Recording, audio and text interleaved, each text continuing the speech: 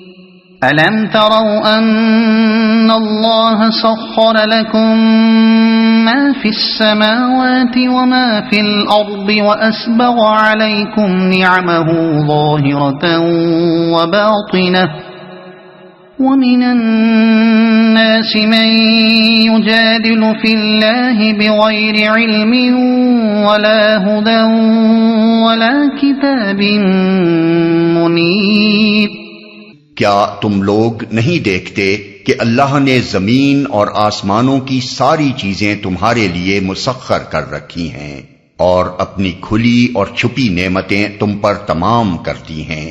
اس پر حال یہ ہے کہ انسانوں میں سے کچھ لوگ ہیں جو اللہ کے بارے میں جھگڑتے ہیں بغیر اس کے کہ ان کے پاس کوئی علم ہو یا ہدایت یا کوئی روشنی دکھانے والی کتاب مسخر کر رکھی ہیں۔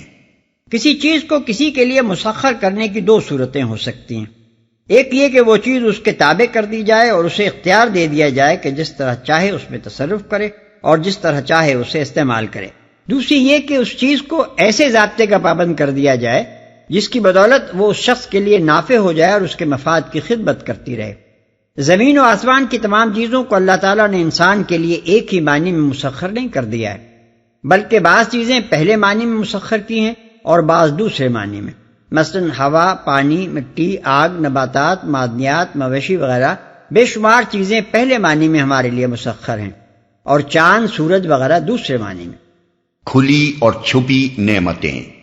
کھلی نعمتوں سے مراد وہ نعمتیں ہیں جو آدمی کو کسی نہ کسی طرح محسوس ہوتی ہیں یا جو اس کے علم میں ہیں، اور چھپی ہوئی نعمتوں سے وہ نعمتیں مراد ہیں جنہیں آدمی نہ جانتا ہے نہ محسوس کرتا ہے۔ بے حد و حساب چیزیں ہیں جو انسان کے اپنے جسم میں اور اس کے باہر دنیا میں اس کے مفاد کے لیے کام کر رہی ہیں، مگر انسان کو ان کا پتہ تک نہیں ہے کہ اس کے خالق نے اس کی حفاظت کے لیے، اس کے رزق رسانی کے لیے، اس کے نشو و نما کے لیے اور اس کی فلاح کے لیے کیا کیا سر و سامان فراہم کر رکھا ہے۔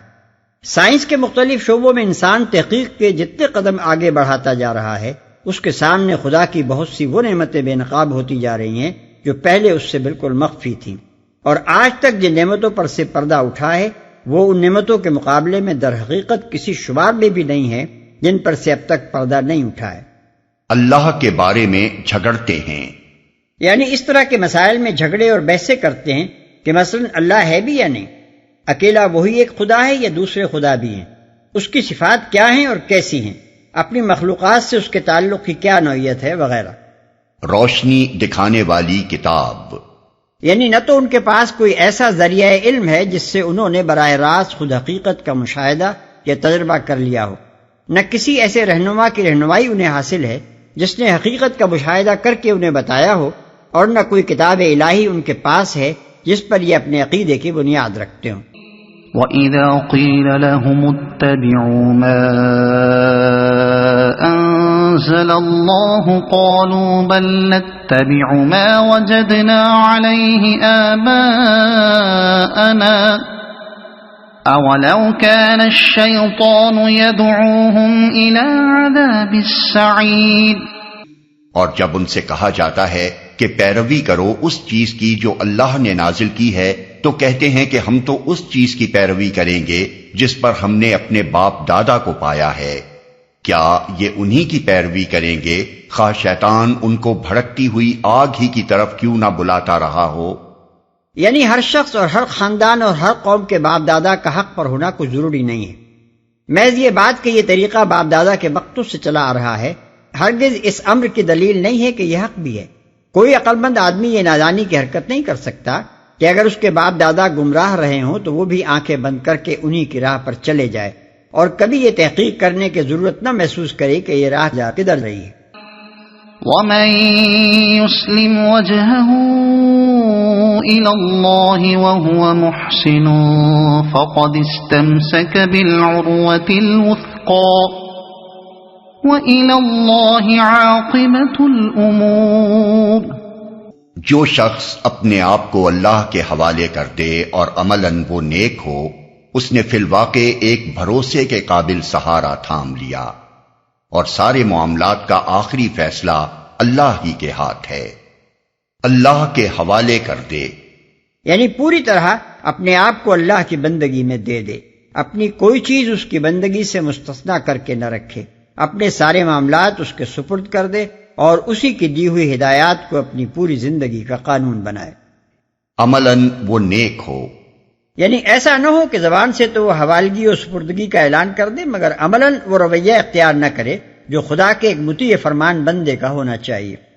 سہارا تھام لیا، یعنی نہ اس کو اس بات کا کوئی خطرہ کہ اسے غلط رہنمائی ملے گی، نہ اس بات کا کوئی اندیشہ کہ خدا کی بندگی کر کے اس کا انجام خراب ہوگا۔ وَمَن كَفَرَ فَلَا يَحْزُنكَ كُفْرُهُ إِلَيْنَا مَرْجِعُهُمْ فَنُنَبِّئُهُم بِمَا عَمِلُوا إِنَّ اللَّهَ عَلِيمٌ بِذَاتِ الصُّدُورِ۔ اب جو کفر کرتا ہے اس کا کفر تمہیں غم میں مبتلا نہ کرے، انہیں پلٹ کر آنا تو ہماری ہی طرف ہے، پھر ہم انہیں بتا دیں گے کہ وہ کیا کچھ کر کے آئے ہیں۔ یقیناً اللہ سینوں کے چھپے ہوئے راز تک جانتا ہے، تمہیں غم میں مبتلا نہ کرے۔ خطاب نبی صلی اللہ علیہ وسلم کی طرف ہے، مطلب یہ ہے کہ اے نبی، جو شخص تمہاری بات ماننے سے انکار کرتا ہے وہ اپنے نزدیک تو یہ سمجھتا ہے کہ اس نے اسلام کو رد کر کے اور کفر پر اصرار کر کے تمہیں زک پہنچائی ہے، لیکن دراصل اس نے زک اپنے آپ کو پہنچائی ہے، اس نے تمہارا کچھ نہیں بگاڑا، اپنا کچھ بگاڑا ہے۔ اگر وہ نہیں مانتا تو تمہیں پرواہ کرنے کی کوئی ضرورت نہیں۔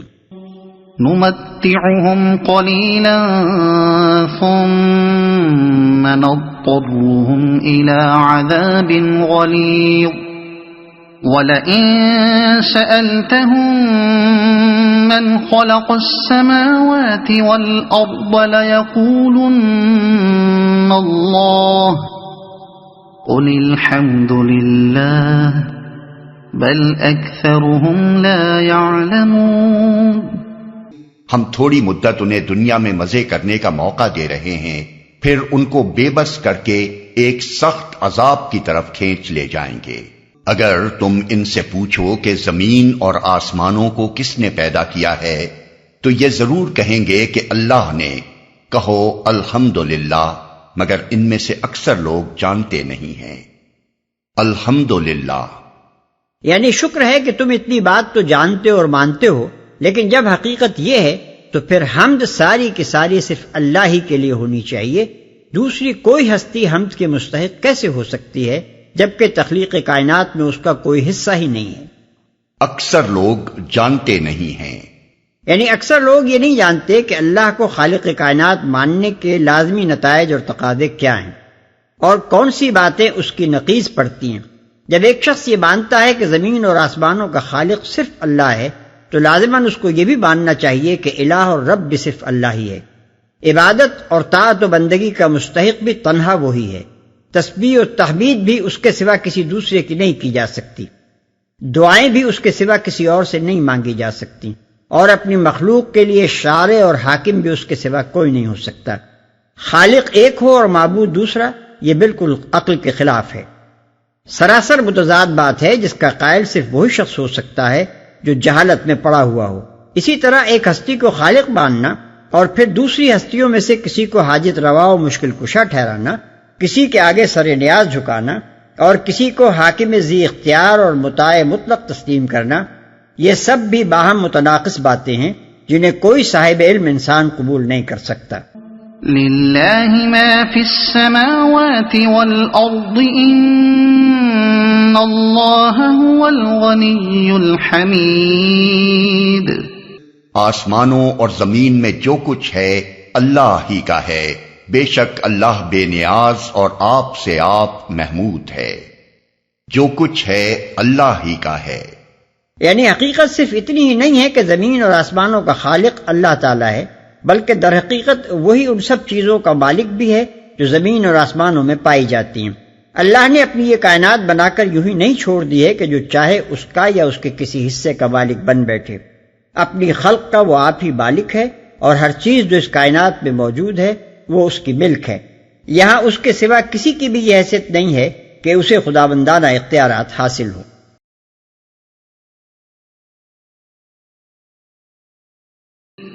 وَلَوْ أَنَّ ما في الأرض من شجرة أقلام والبحر يمده من بعده 7 أبحر ما نفدت كلمات الله إن الله عزيز حكيم.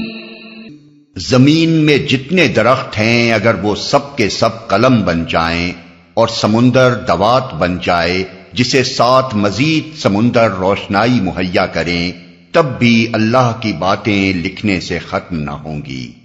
بے شک اللہ زبردست اور حکیم ہے. اللہ کی باتیں لکھنے سے ختم نہ ہوں گی. اللہ کی باتوں سے مراد ہیں اس کے تخلیقی کام اور اس کی قدرت و حکمت کے کرشمے. یہ مضمون اس سے ذرا مختلف الفاظ میں سورہ کہف آیت 109 میں بھی بیان ہوا ہے. بظاہر ایک شخص یہ گمان کرے گا کہ شاید اس قول میں مبالغہ کیا گیا، لیکن اگر آدمی تھوڑا سا غور کرے تو اسے محسوس ہوگا کہ در حقیقت اس میں ذرہ برابر مبالغہ نہیں ہے. جتنے قلم اس زمین کے درختوں سے بن سکتے ہیں اور جتنی روشنائی زمین کے موجودہ سمندر اور ویسے ہی 7 مزید سمندر فراہم کر سکتے ہیں، ان سے اللہ کی قدرت و حکمت اور اس کی تخلیق کے سارے کرشمے تو درکنار، شاید موجودات عالم کی مکمل فہرست بھی نہیں لکھی جا سکتی. تنہا اس زمین پر جتنی موجودات پائی جاتی ہیں انہی کا شمار مشکل ہے کجا کہ اس اتح کائنات کی ساری موجودات ضبط تحریر میں لائی جا سکیں. اس بیان سے دراصل یہ تصور دلانا مقصود ہے کہ جو خدا اتنی بڑی کائنات کو وجود میں لایا ہے اور ازل سے ابد تک اس کا سارا نظم و نسق چلا رہا ہے، اس کی خدائی میں ان چھوٹی چھوٹی ہستیوں کی حیثیت ہی کیا ہے جنہیں تم معبود بنائے بیٹھے ہو. اس عظیم الشان سلطنت کے چلانے میں دخیل ہونا تو درکنار، اس کے کسی عقل قلیل جز سے پوری واقفیت اور محض واقفیت تک کسی مخلوق کے بس کی چیز نہیں ہے. پھر بھلا یہ کیسے تصور کیا جا سکتا ہے کہ مخلوقات میں سے کسی کو یہاں خداوندانہ اختیارات کا کوئی ادنا سا حصہ بھی مل سکے جس کی بنا پر وہ دعائیں سننے اور قسمتیں بنانے اور بگاڑنے پر قادر ہو. ما خلقكم ولا بعثكم إلا كنفس واحدة إن الله سميع بصير. تم سارے انسانوں کو پیدا کرنا اور پھر دوبارہ جلا اٹھانا تو اس کے لیے بس ایسا ہے جیسے ایک متنفس کو پیدا کرنا اور جلا اٹھانا. حقیقت یہ ہے کہ اللہ سب کچھ سننے اور دیکھنے والا ہے. یعنی وہ بیک وقت ساری کائنات کی آوازیں الگ الگ سن رہا ہے اور کوئی آواز اس کی سماعت کو اس طرح مشغول نہیں کرتی کہ اسے سنتے ہوئے وہ دوسری چیزیں نہ سن سکے. اسی طرح وہ بیک وقت ساری کائنات کو اس کی ایک ایک چیز اور ایک ایک واقعے کی تفصیل کے ساتھ دیکھ رہا ہے، اور کسی چیز کے دیکھنے میں اس کی بینائی اس طرح مشغول نہیں ہوتی کہ اسے دیکھتے ہوئے وہ دوسری چیزیں نہ دیکھ سکے. ٹھیک ایسا ہی معاملہ انسانوں کے پیدا کرنے اور دوبارہ وجود میں لانے کا بھی ہے. ابتدائے آفرینش سے آج تک جتنے آدمی بھی پیدا ہوئے ہیں اور آئندہ قیامت تک ہوں گے، ان سب کو وہ ایک آن کی آن میں پھر پیدا کر سکتا ہے. اس کی قدرت تخلیق ایک انسان کو بنانے میں اس طرح مشغول نہیں ہوتی کہ اسی وقت وہ دوسرے انسان نہ پیدا کر سکے. اس کے لیے ایک انسان کا بنانا اور کھربوں انسانوں کا بنا دینا یکساں ہے. أَلَمْ تَرَ أَنَّ اللَّهَ يُولِجُ اللَّيْلَ فِي النَّهَارِ وَيُولِجُ النَّهَارَ فِي اللَّيْلِ وَسَخَّرَ الشَّمْسَ وَالْقَمَرَ كُلٌّ يَجْرِي إِلَى أَجَلٍ مُّسَمًّى وَأَنَّ اللَّهَ بِمَا تَعْمَلُونَ خَبِيرٌ. کیا تم دیکھتے نہیں ہو کہ اللہ رات کو دن میں پروتا ہوا لے آتا ہے اور دن کو رات میں؟ اس نے سورج اور چاند کو مسخر کر رکھا ہے، سب ایک وقت مقرر تک چلے جا رہے ہیں. اور کیا تم نہیں جانتے کہ جو کچھ بھی تم کرتے ہو اللہ اس سے باخبر ہے؟ سورج اور چاند کو مسخر کر رکھا ہے. یعنی رات اور دن کا پابندی اور باقاعدگی کے ساتھ آنا خود یہ ظاہر کر رہا ہے کہ سورج اور چاند پوری طرح ایک ضابطے میں کسے ہوئے ہیں. سورج اور چاند کا ذکر یہاں محض اس لیے کیا گیا ہے کہ یہ دونوں عالم بالا کی وہ نمایاں ترین چیزیں ہیں جن کو انسان قدیم زمانے سے معبود بناتا چلا آ رہا ہے، اور آج بھی بہت سے انسان انہیں دیوتا مان رہے ہیں. ورنہ در حقیقت زمین سمیت کائنات کے تمام تاروں اور سیاروں کو اللہ تعالیٰ نے ایک اٹل ضابطے میں کس رکھا ہے جس سے وہ یک سر منہ ہٹ نہیں سکتے۔ وقت مقرر تک چلے جا رہے ہیں، یعنی ہر چیز کی جو مدت عمر مقرر کر دی گئی ہے اسی وقت تک وہ چل رہی ہے، سورج ہو یا چاند یا کائنات کا کوئی اور تارہ یا سیارہ، ان میں سے کوئی چیز بھی نہ ازلی ہے نہ ابدی، ہر ایک کا ایک وقت آغاز ہے جس سے پہلے وہ موجود نہ تھی، اور ایک وقت اختتام ہے جس کے بعد وہ موجود نہ رہے گی۔ اس ذکر سے مقصود یہ جتانا ہے کہ ایسی حادث اور بے بس چیزیں آخر معبود کیسے ہو سکتی ہیں۔ ذلك بأن الله هو الحق وأن ما يدعون من دونه الباطل وأن الله هو العلي الكبير۔